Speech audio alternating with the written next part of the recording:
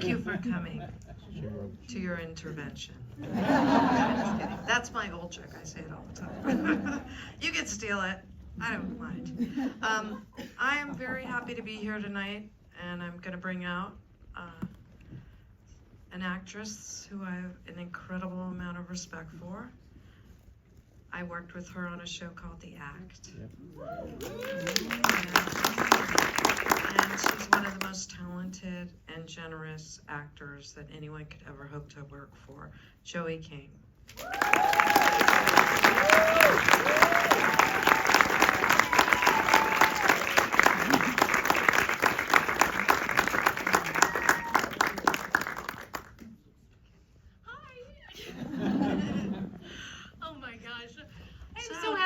Here. Thank you so much for doing this and for saying that. I'm so nice. Oh, you're such a love bug. And she's so talented. I mean, and all the things I did to you on The Act, I owe you the rest of your life. Anything you need. I'm very happy to be here, and we're going to show you a little clip here. I don't know if you guys have had a chance to watch the whole series, but so much wonderful work, and Joey's so incredible in it. So, without further ado, here's our clip from We Were the Lucky Ones. Mildly. Should we all sing a song to make it feel 99 bottles of beer on the wall, 99 bottles of beer. So, I'm trying to find this question about that, but okay, anyway. I'm blind, I'm old, I can't do it. Anyway, that was a really powerful scene. How did you guys prepare for that? And I mean, it felt, you know, this is part of your strength as an actress. You really are so natural and believable. And I could tell you were really in the moment, and he was really in the moment, and you guys were in that together. How was that to put yourself in that frame of mind that this is based on a real family and their real experience? How was that for you to be in that moment? I would, you know, thank you for that question. I really love that question because I really love that scene. You know, that scene was, to me, one of the most difficult in the entire series for me, because of how emotional it was, and what they're talking about is so, my God, I can't even imagine being in that situation where you're pleading with the love of your life to stay next to you so that you can hopefully survive whatever this horrid thing is and build a life together, because if he runs the other way, you'll never see him again. And so, you know, people ask me a lot about all the different scenes in the show and like what the emotional strain took, or even the physical strain, and this one always stands out as one of the ones that really was the most, you know, one of the more fulfilling days of work because of how interesting and intense the scene was. But, you know, it was a draining day because it was so easy to get lost in that scene. I just got, every time we did it, it was just, it would sweep me away, and I would feel so emotional and so I really felt like I was pleading with someone to stay with me. And it was, but as I do say, like, as actors who are portraying a real story like this, who are portraying people who survived the Holocaust, the least we can do is feel drained at the end of a day of filming an intense scene, because we have the privilege of portraying it and not actually having to live through this. So it was a fulfilling feeling to be able to hopefully do Helena and Adam's story justice. Yeah, I think it's really interesting too, through that scene where you see cognitive dissonance. It's like, how do human beings handle a war and an upcoming war, and what choices are going to be made outside of their control? And then you're talking about your family and how your family's money has been able to help all these other people. And that makes some kind of logical sense. But is there any kind of logic in wars like this? Like, you're so out of control, what becomes of you? And this whole, I can't say adventure, because it's a nightmare that you have to go on, and your whole family gets split apart through the process of this. And I know that it's based on a real story, and you worked with the writer of the book. what was your research process? So we were lucky enough to have, we had a researcher who was part of our team, and he gave us, at the beginning of prepping for the show, he gave us a 300-page research packet, which was so, it spanned across from like so many things, the history of Poland and Ukraine and how everything got separated, and also like the history of various different aspects of the Holocaust, various different aspects of what this actual kind of family might have lived through, not just because our story doesn't portray a family in the camps, you know, which is a very interesting and different kind of portrayal on screen of the Holocaust and Jewish people in the Holocaust. But we also had Georgia, the author of the book, whose real family went through this, and she was just amazing to have as a resource. It was just incredible. And so at the beginning of the show, before we started filming, but in the prep process, I devoured that research packet, which was so interesting and so helpful. And then I went to Georgia and asked her so many questions about Helena, because she never knew Helena, but her cousins knew Helena. Her cousins were Helena's grandchildren, and I got to meet Helena's kids. I got to meet her two children, which was her and Adam's two children, which was just so amazing. Of course, it was the accent work, which was also really interesting. And then, you know, there's like various things you kind of put your body through too, which is like, I always feel like a little pretentious when I talk about this. Like, I barely mention it when I'm doing press, but like, I did, you know, think about how much, like, obviously mental turmoil they're going through and also physical turmoil they're going through.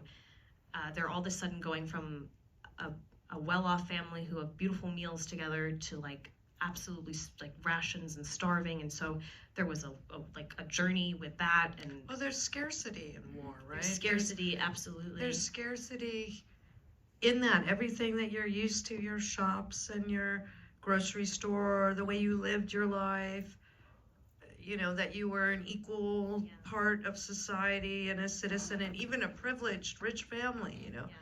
And then all of a sudden this happened. So I know you made certain choices acting, you know, of how you wanted to change your physicality. The physicality was so important, and so that was like a big thing on my body. I'd never done that before. Lose weight. Yeah.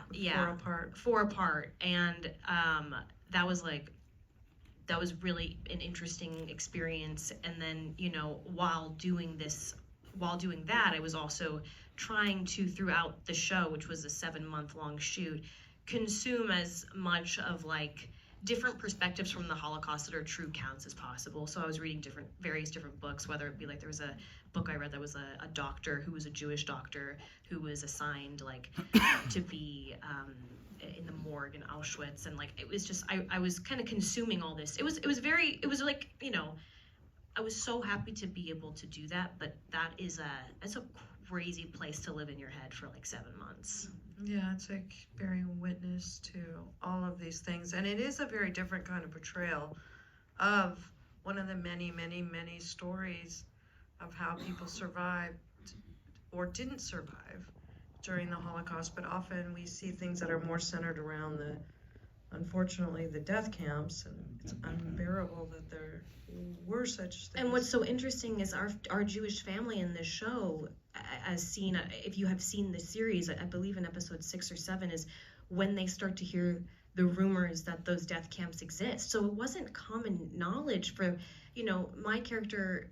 It's funny to call her a character. The person I'm portraying, Helena, she was passing as Aryan. She had naturally lighter hair and naturally lighter eyes. That's why we decided to dye my hair a bit lighter, and like, so she was Aryan passing, so she was able to kind of move through the world and pretend that she was among people that she was supposed to feel comfortable with. And then in secret, they're finding out all these horrible things while also trying to, you know, sneak fake IDs for the family. Like, there was a keep moving forward, keep going for survival. And then every now and then they got glimpses of like what's going on outside of their family. And that moment when she's like, I heard rumors that there's like death camps and they're burning us. And it just like, you realize you know, when shooting this show, one of the things that was like really important for me to remember, and I mean, as all of us in this room know, everything that's ever is shot out of order. But like with this particular show, you know, you're portraying a real life war, a real life family story. It's so important to remember that like they don't know they're going to survive this.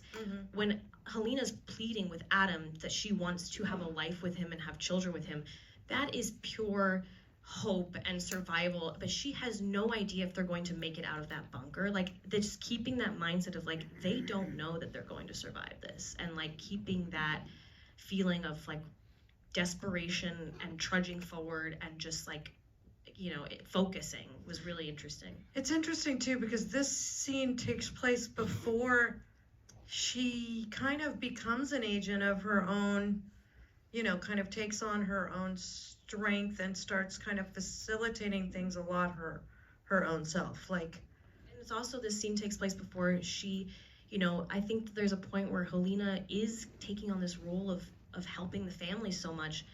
Not that she thinks she's invincible, but I think she does think that she's able to have control over a lot of things. So this scene takes place before the finale, and in the finale, you know, it's not really a spoiler because they're the lucky ones, but she does get arrested by the Germans and has a really horrible 4 months in prison. And so, you know, it's just her journey is so interesting. Yeah, and also there's a point where she's going through the woods and, you know, through these checkpoints, even though and she's the one also that's sort of like, we have to get out.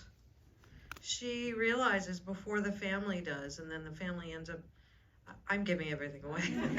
Anyway, there's a very poignant moment also where the mom and dad have to leave their apartment.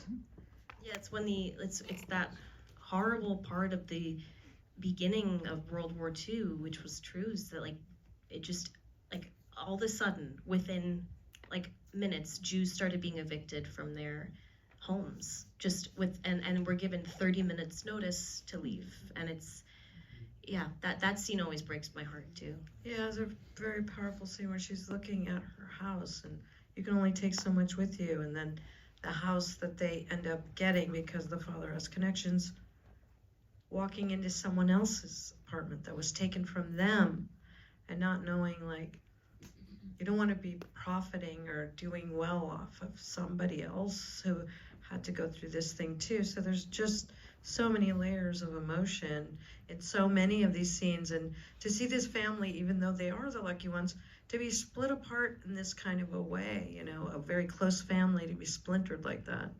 And also, a lot of people have said to me, like, the title is so interesting to say, like, lucky, because when you watch the show over this span of, you know, we're telling a story over several years and 8 episodes, like, what these people went through, of course, was anything but lucky. It was so painful, so much suffering, but because of the nature of how many just perished and did not survive, and how heartbreaking and horrible that is, and the vast number of people that did not make it, they survived, and it was horrible, and they went through the most traumatizing of experiences, but they were so lucky to have survived and to have found each other. It is truly, like, it's shocking when you watch a story like this and you're like, yes, it's miraculous, yes, they're lucky, but wow, how much devastation, you know.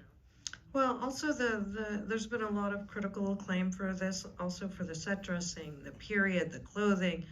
I know as an actor, sometimes that's really powerful to connect to different pieces and things and put on certain clothes and all of that. And how is that for you to be really in this kind of world that they create?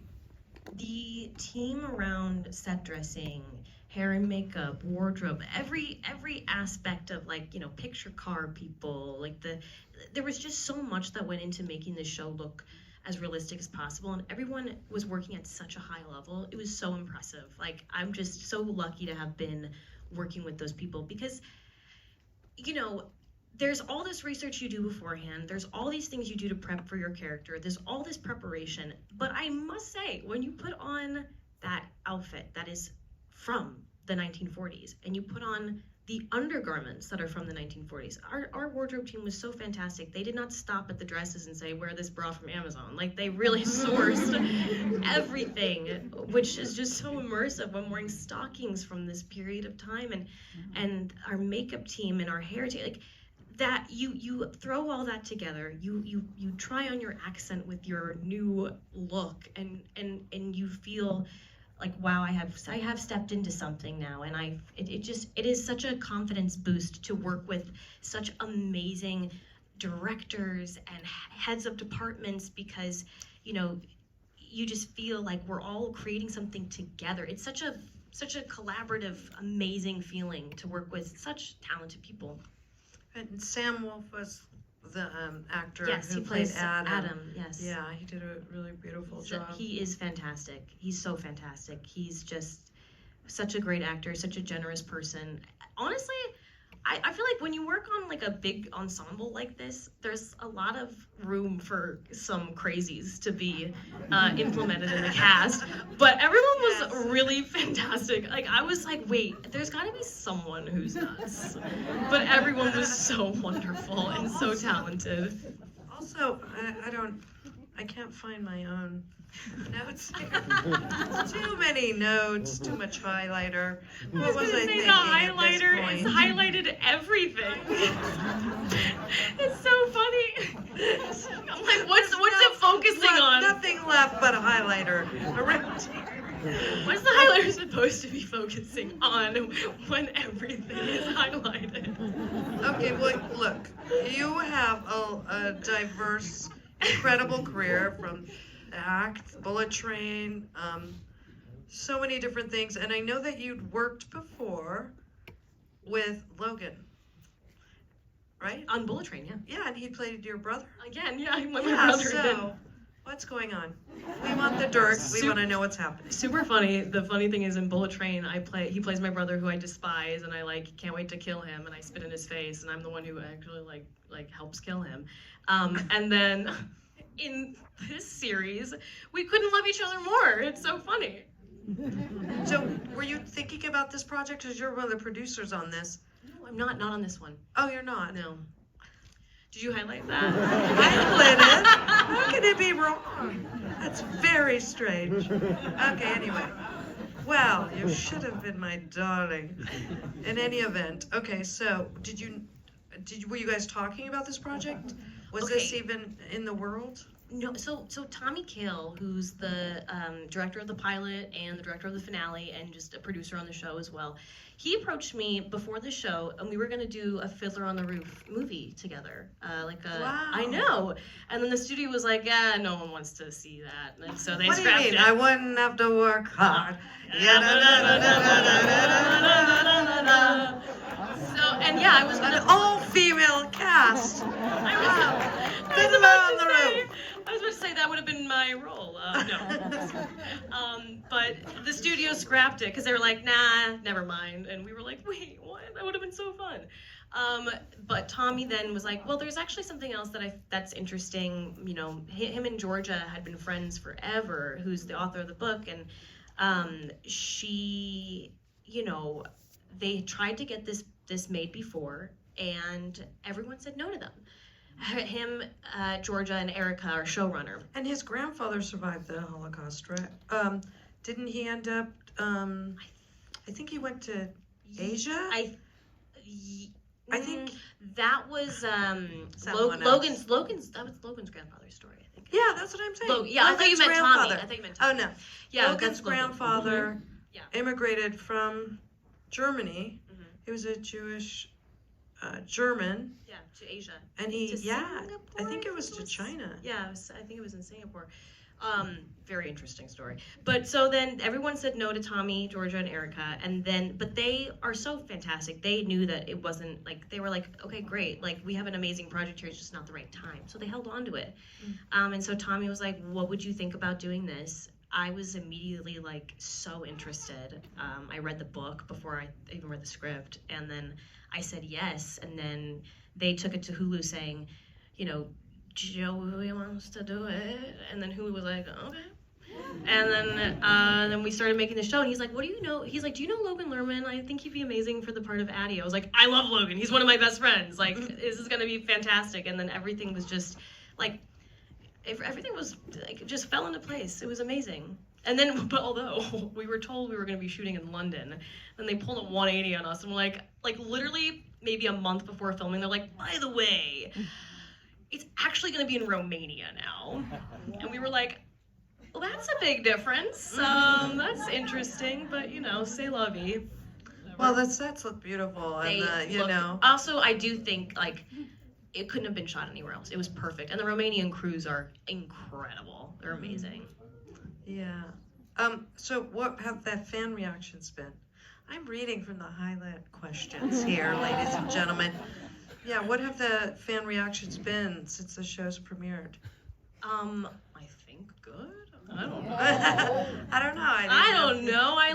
I hope it's been nice. You know what? It's funny because I think when we like, and I feel like you probably know this, feel this too, and probably everyone in this room kind of maybe feels this in a way, like sometimes like your peers who like are also like busy and working and stuff, like they don't necessarily like message you about your stuff because they're watching it and they're super proud of you, but they're like, yeah, but like I'm sure they're getting a, you know, I've had so many people in the past text me be like, oh, I was gonna text you about this, but I'm sure you were getting like 100 texts, and I was like, I wasn't actually. I was waiting for you. I was waiting for, so it's funny, like the show premiered, and without fail, every time an episode came out, the first person to text me would be my grandmother. I know, and my cousin Cindy, because they watched the show together. And then like I got a text like every now and then from a friend being like, I know your messages must be inundated, but I just want to say, I'm like, actually, Noah, you're the first one in a while. Grandma. Proof of life. But it's really sweet because like everyone, I do the same thing when a friend of mine has like a big accomplishment. I'm like, oh, I don't want to bother them. Like, I don't know why. Like, I don't know why I think like that. And because whenever it happens to me, I'm like, oh, I really appreciate it when someone reaches out. But the fan reaction, I mean, it's actually really special because in my Instagram comments, which I try not to read because it's very, you know, stressful. But for this show, I had like posted a couple things about it. Then I posted something about the finale recently, and you know, I was reading these comments, and it is amazing. People aren't just being like, yeah, I love it, woo, it's amazing. They're sharing such personal, beautiful stories in these comments about their own family survival, or even if they're not Jewish at all, how this story affected them. Like, I have to say that the fans of the show who have watched it, they're displaying such kindness, but also such passion for the show, which has been like, you know, we put so much passion into making it. I'm so proud of it. I'm so proud of everyone who made it. So hearing the people who have watched it and really just, it resonates. It's so special. And when people who do know me reach out, it's a similar thing. Like there's a passion for this show, and that is, I mean, that's invaluable. It's so special. I mean, it's so sad that since the dawn of man, we've been creating war, and families have been torn apart by war and the impact of war. And growing up in America, you know, after Vietnam, when I was little, there were still young people coming back from Vietnam or had fought in Vietnam. But since then, I mean, there's been Desert Storm and a few things, but in general, we here haven't had war on our land, yeah. And this is still happening. We're still having wars, and the impact on families are being torn apart, and yeah. Children are affected. It's horrible. It's horrible. Yeah, it is. Did you ever go to any Auschwitz or any death camps? Have you ever done that in your life? I haven't yet. I've always been kind of scared to go, honestly. Like, I've never been to Auschwitz, but it's before this show ever was even a thought in anyone's mind. I was in Berlin when I was 19 visiting my friend in college. I was sleeping in her dorm with her, and we were just like having a great time. But I knew that there was a camp nearby that was about like a 2-hour train ride away. I'm probably botching the name of it, but I believe it's called Sauschhausen. It was a concentration camp, and I went and visited that camp. And that was a very, it's hard to articulate in like a way that sounds intelligent or even that I can like convey or contextualize what it felt like. But the only thing I can say is like I walked in there, you know, very pragmatic about it. I was like, okay, I'm gonna take this in. I'm gonna be fine.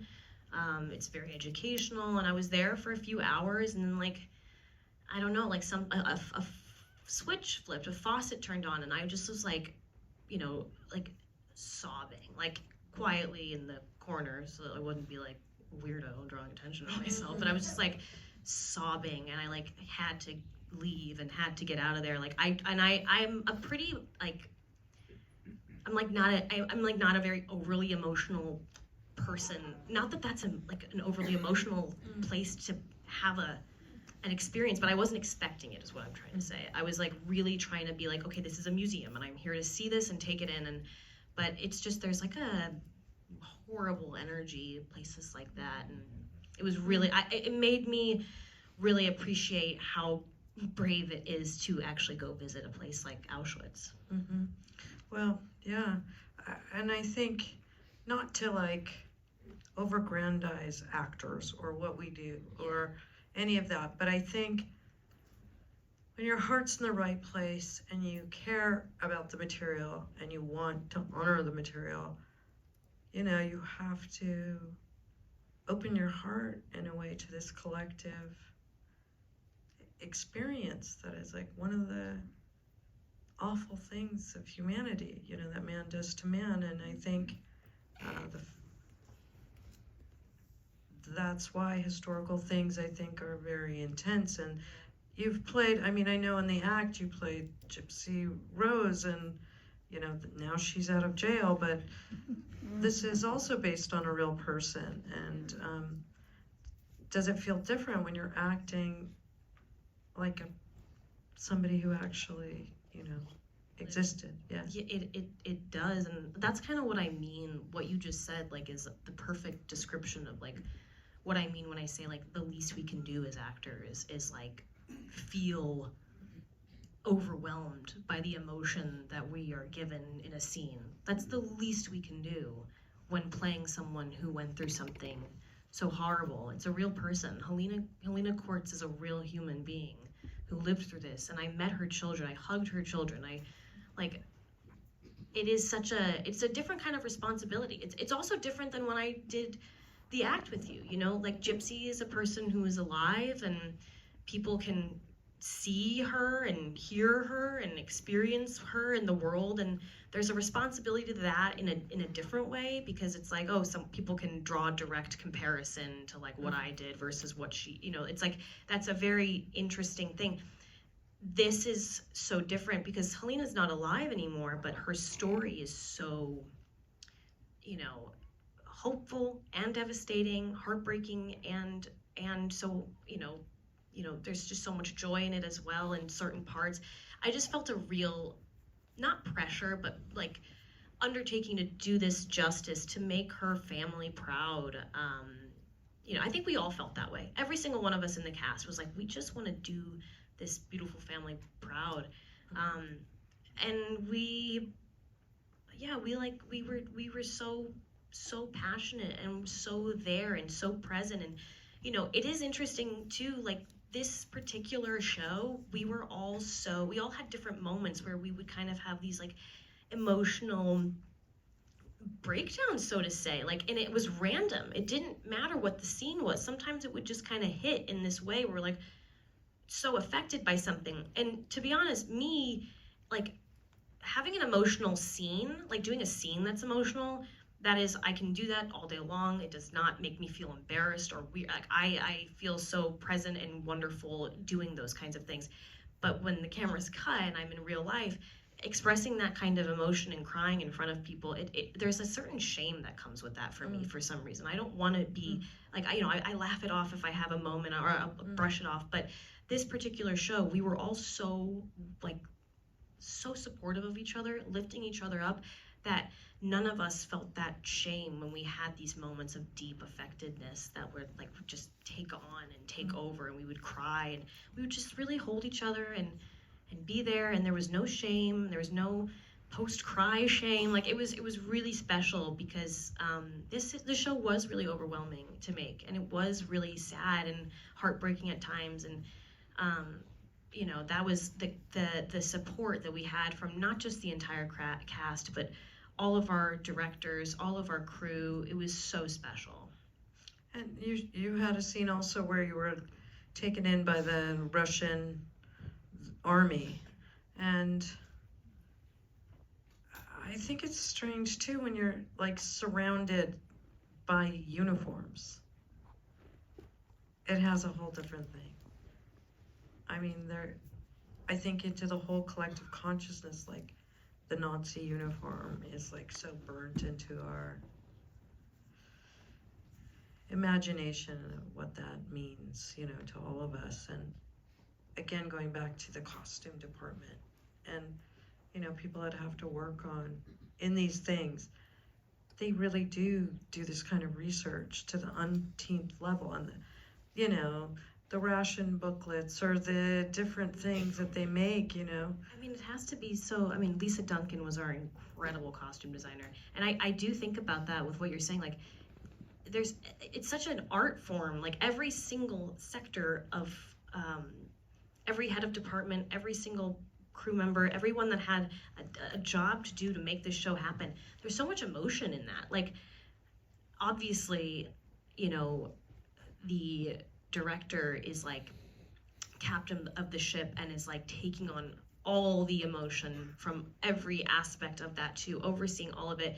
It's an incredible role to like drive a series like this forward. And then also thinking about what you're saying with the costume designer, like the feeling of like sitting there and probably just like making Nazi uniform after Nazi uniform, holding it in your hand, sewing it together, like that's a deeply emotional experience, I'm sure. It's even a very intense thing, I think, for extras. Mm-hmm. Yeah. And all these people to put that on. We had some of the most talented background actors I've ever worked with. They were so sensitive and kind, but also just like, I was so amazed because, you know, it's a delicate show, and to have background actors be so, you know, they're stepping in to a scene they don't really have the context for. They didn't have the context for yesterday's scenes. I don't have the context for tomorrow's scenes, but they're so deeply sensitive and kind and talented, and I was just like so excited by that. Mm-hmm. Wow. Are you getting the wrap it up wave? I can't see anything, so I don't know. Am I she's wrapping waiting it up? Yes, I am. Yes, she said yes. One more question. Okay. I don't know. I can't see. What's your favorite color? I don't have my glasses on. It's all dark. But I think she said one more question or something. She's like, no, I didn't. If you were me, Joey King, what If I were would you you? ask you? Oh my God, what a crazy question. Right? Get in my head, Joey King, and tell me what you wouldn't want to tell me. What do I want to tell? Oh, What would you want to tell me? I want to just to have a love explosion for you right now. I love you so much. I love you, I'm Joey so honored that you came here and did this. And this is one of my favorite theaters to come to. My husband's a director, and so we come to the DGA to see the screenings all the time, and it's just such an amazing community. Are you still officially a newlywed? I don't know. I've been married for 9 months now. You're so. still a newlywed. I know. I'm still a newlywed. But I have silver jewelry on today, so I left my wedding ring at home because it didn't go with my outfit. But I'm still married. But I just so appreciate everybody who's here. I know you're here for a lot of different shows, but thank you so much. And you are just the best. I don't even know what to say. You just, when I heard you said yes to this, I was like, oh, I was so touched. I loved working with you more than anything. I look up to you more than anything.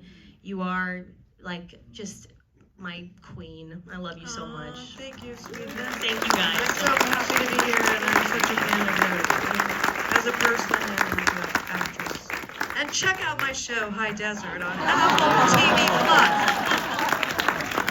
Our shows. We're the lucky ones in High Desert. That's right. We're still working, Mouse. Hire us. Yes, please. Thank you.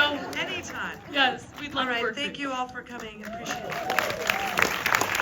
Please stay in your seat.